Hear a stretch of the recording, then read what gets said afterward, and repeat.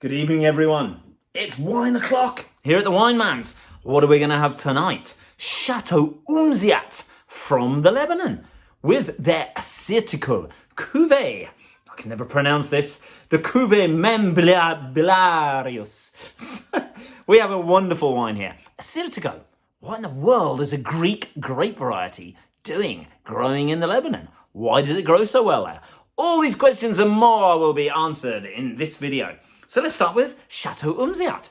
They are an incredible chateau. They have quite an amazing ability to make beautiful wines using local varietals but also international varietals. And they also have experimented with some crazy things. So the Cuvée Membralius, I can never say it, Membelarus, they make this Assyrtiko deliberately because it's named after a particular Phoenician leader of Santorini, where Assyrtiko basically was born and lives and grows incredibly well. So, but they decided, let's give it a whirl in the Lebanon. So why would they do that? Well, here's the answer.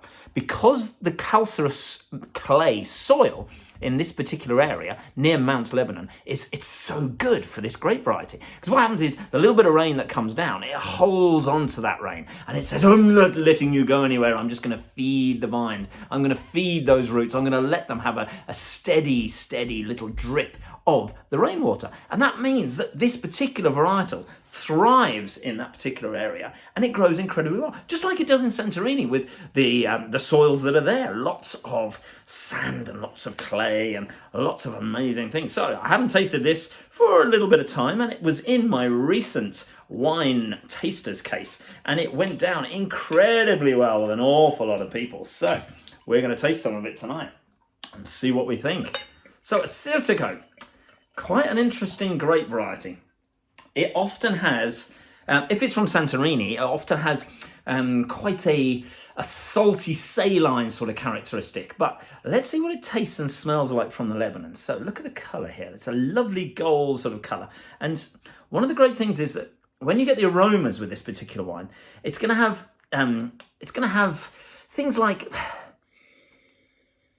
yeah, it's the white fruits. It's got a great fruity nose, as you would expect.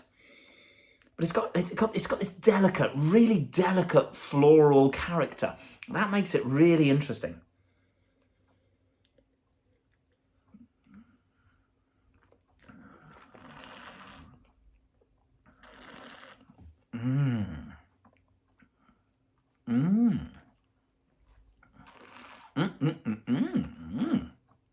Wowza. This is a big wine. It's complex. It's mouth-watering in the finish. The acidity is just delicious. The balance is fabulous. The glass even sings for this particular wine, but it's wonderfully refreshing. Now, it's got a very unusual characteristic. As I mentioned, that saline sort of flavour. But the thing is that it's not spilling all over the carpet as I use my hands to great effect. It doesn't overpower you in any way. It's not the sort of thing I wouldn't recommend drinking an awful lot of it on its own, even though it has that mouth-watering characteristic. Because of the background flavour, it's one of these sort of Marmite styles that you're either absolutely going to love it on its own, or you're going to go, oh, I don't like the taste of that. But you put it with some food, now it's a different beast altogether.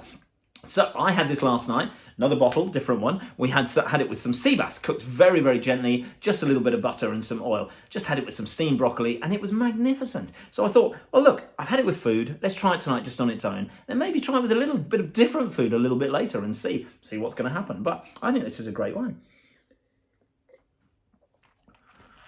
And you know what?